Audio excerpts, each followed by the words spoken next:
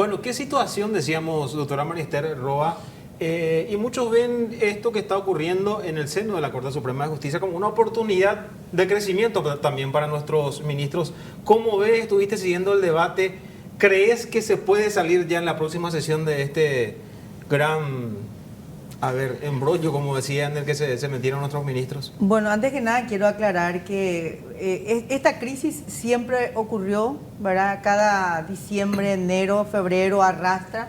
Se pelean entre ellos todos y después es como que empieza a funcionar otra vez la justicia y eso afecta, digamos, a la calidad de justicia que también nos merecemos, creo, ¿verdad? Todos los paraguayos.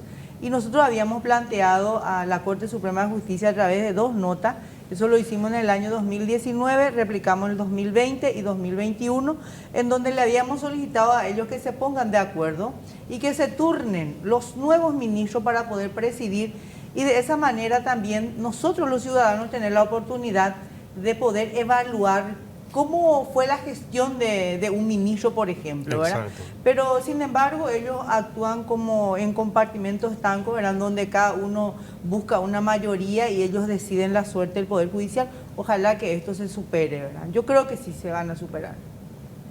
Doctora Alejandra Peralta, abordar un poco el tema desde la perspectiva de derechos humanos y de qué manera observamos cómo le afecta al ministro Jiménez Rolón esta situación en la que él rechaza ocupar el cargo que sus colegas le quieren imponer. Sí, bueno, estuvimos escuchando un poquitito los argumentos de cada uno de los ministros. Y realmente es bastante preocupante. Es preocupante los argumentos que exponían los que quieren imponer el cargo y los que están en contra.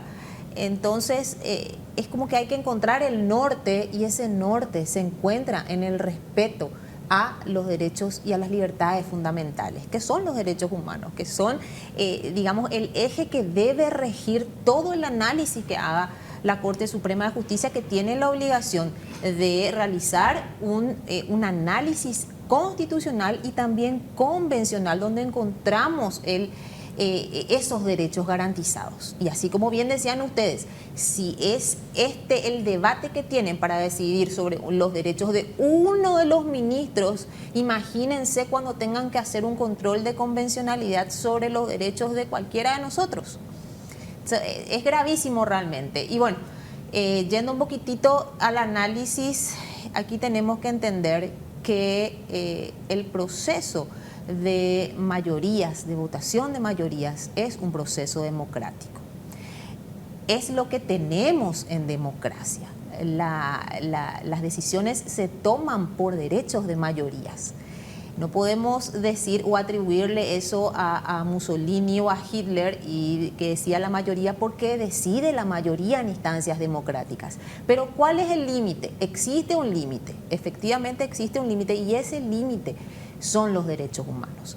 Y la Corte Interamericana fue muy clara en muchísimas sentencias y tomamos una de ellas, que es el caso Hellman contra Uruguay, donde en Uruguay se había adoptado por referéndum, es decir, todos los uruguayos fueron a votar en democracia para adoptar una ley que estaba en contra de la Convención Americana, que era una ley de amnistía. Entonces, eso llega a la Corte y la Corte dice, existe un límite infranqueable, un límite impasable a la decisión de las mayorías en instancias democráticas, y son los derechos humanos, son los derechos y las libertades.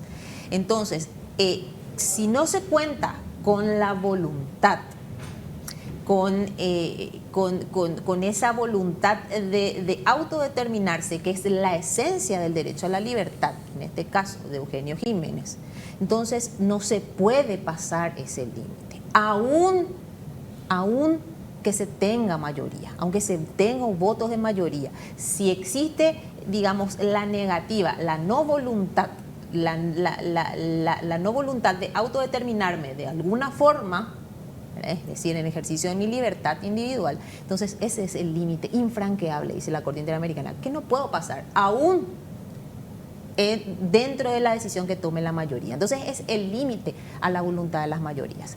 Y es ese realmente el análisis que deben hacer, no que las decisiones de mayorías son atribuibles al fascismo porque no, realmente el proceso en sí es el proceso correcto. Decidir, como la Corte Suprema de Justicia, digamos, un cuerpo colegiado, todos están en el mismo nivel, no existe un jefe superior jerárquico, entonces las decisiones se toman por mayoría. Y cuando se conforma la mesa directiva, entonces se hace por votos. Si Juan y Pedro están de acuerdo para asumir la vicepresidencia, los dos prestaron su acuerdo. Juan quiere ser vicepresidente y Pedro quiere ser vicepresidente. Y la decisión se toma por mayoría. El proceso es democrático, el proceso está bien, ¿verdad? Pero Juan y Pedro están de acuerdo. Y si Juan tiene más votos, bueno, Juan será el vicepresidente. Pero ambos prestaron su consentimiento, su voluntad, ¿verdad? Que son lo esencial que hacen a nuestro derecho a la libertad.